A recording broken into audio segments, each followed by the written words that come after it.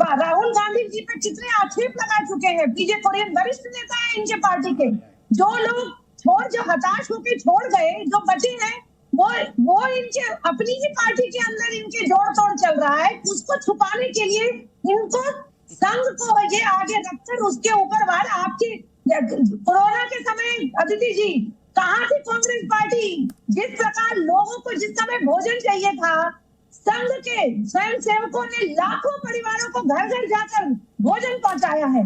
Congress party का कोई एक कार्यकर्ता आपको कहीं सड़क पे दिखाई दिया? इस प्रकार की आपकी जहां कहीं बाढ़ आपके केरल में बाढ़ आई, चेन्नई में बाढ़ आई, सबसे पहले स्वयं सेवक सामने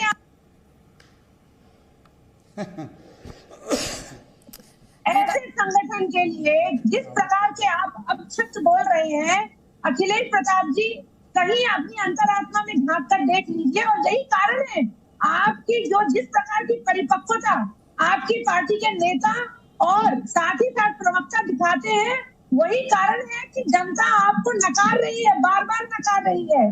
कितने कितने चुनाव है जो आप हार चुके हैं, ये इसका कारण ही यही है कि आप चलिए अब दूसरे गेस्ट को इस डिस्कशन में लेकर आऊंगी, प्लीज जल्दी जल्दी।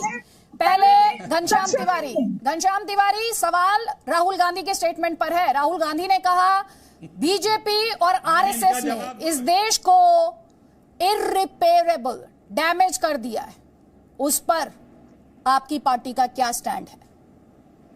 नमस्कार अदिति जी, आपको, दर्शकों को और मेरे को पैनलिस्ट को।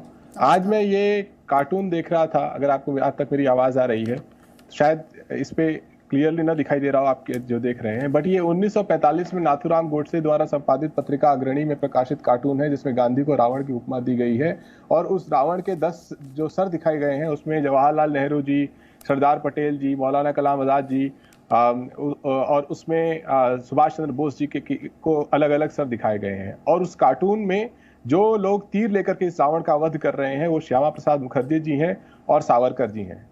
भारतीय जनता पार्टी, जनसंघ, आरएसएस के संस्थापक लोग 1945 में जब देश आजाद नहीं हुआ था, तो उस समय जो देश की आजादी की लड़ाई के जो महानायक थे, उनको रावण की उपमा देकर के इस तरीके से तीर चला रहे थे। और उनके समर्थक लोग चाहे 1942 हो या उससे पहले का समय हो, या तो अंग्रेजों की चापलूसी कर रहे थे, या दलाली कर रहे थे, या सहयोग दे रहे थे, या हमारे जो क्रांतिकारी थे या हमारे जो फ्रीडम फाइटर्स थे उनके खिलाफ काम कर रहे थे। उसके बाद जब देश ने सामाजिक न्याय की लड़ाई लड़ी, तो मनुस्मृति के ऊपर आधारित इस संस्था के लोग उस सामाजिक न्याय की लड़ाई के खिलाफ थे।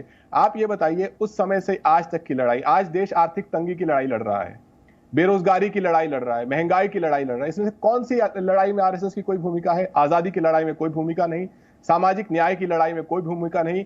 आज इनकी सरकार के चलते जो बदहाली है, जो जिस तरीके से समाज में जहर घोला जा रहा है प्रतिदिन, भारतीय जनता पार्टी और उसका जो कीर्तन मंडली है, वो प्रतिदिन हिंदू मुस्लिम बहस करके समाज में जहर घोलता है, उसमें आरएसएस की क्या भूमिका है? क्या वो देश को जोड़ रहे हैं?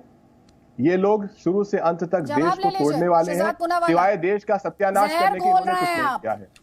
जहर घोल रहे हैं, हिंदू मुसलमान कर रहे हैं, ये उस पार्टी के प्रवक्ता कह रहे हैं। जब इनकी पार्टी की सरकार थी तो मुजफ्फरनगर दंगे हुए थे, तब वो हिंदू मुस्लिम नहीं थे। लेकिन कोई बात नहीं, इन्होंने जो सवाल पूछा है वो जवाब शहजाद पूना वाला।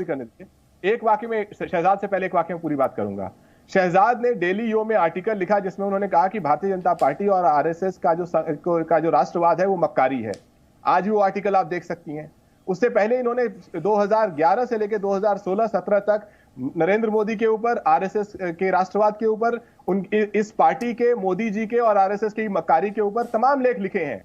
तो आज ये अच्छी अच्छी दलीलें दे सकते हैं, लेकिन जो व्यक्ति अपने ही लेखों पे कायम, वैसे आप निजी लेवल पर ले गए इसको, पर्सनल लेवल पर ले गए, पार्टी लेवल से। पर्सनल लेवल क्या है? अगर किसी ने कोई बात लिखी है तो जवाब ले लीजिए ना, आप पर्सनल लेवल क्या है? जवाब ले लीजिए घनश्याम तिवारी जी, जवाब ले लीजिए। हाँ, जवाब ले लीजिए। देखिए अदिति जी, मैं तो ये भी बता सकता हूं कि जब ये जेडीयू में थे और जेडीयू, नीतीश जी की जेडीयू बीजेपी के साथ थी, तो इनको बीजेपी में कितने गुण नजर आते थे, इनको और इनके नेता को उस समय के। अब इन्होंने नेता बदल लिया है, पार्टी बदल ली है, तो निश्चित रूप से पर उनकी विचारधारा नहीं बदली। ये अभी भी झूठ का ही प्रचार प्रसार करते हैं। और देखिए, जहर फैलाने की बात कौन कर रहा है? जिसका नेता एसटी हसन बोलता है कि देखो बीजेपी आ गई तो यूसीसी आ जाएगा, और यूसीसी आ गई तो 4 शादी करने नहीं मिलेंगी। ये इनके नेता शफीकुर रहमान जो कहते हैं कि कोरोना इसलिए आया क्योंकि शरीयत में बदलाव किया गया, 3 तलाक का कानून जो है उसको सुप्रीम कोर्ट ने जो है रद्द कर दिया, 3 तलाक का कानून लाया गया, इसलिए शरीयत में खलल पड़ी है, इसलिए कोरोना फैला है।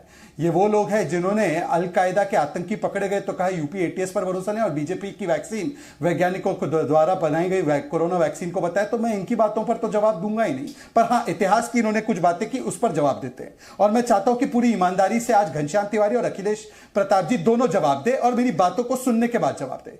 आपको मैं बताऊं कि जब नॉन कोऑपरेशन मूवमेंट हुआ तब तो आरएसएस थी नहीं, उसके बाद और पर उस समय पर हेडगेवार जी ने उस समय पर जब वो जेल गए, उनके ऊपर सेडिशन का केस लगा, जब वो बाहर आए तो मोतीलाल नेहरू ने उनके लिए भव्य रैली आयोजित की थी जिसमें उनका स्वागत किया गया था। नॉन कोऑपरेशन मूवमेंट कब हुआ था? नॉन कोऑपरेशन मूवमेंट कब हुआ था?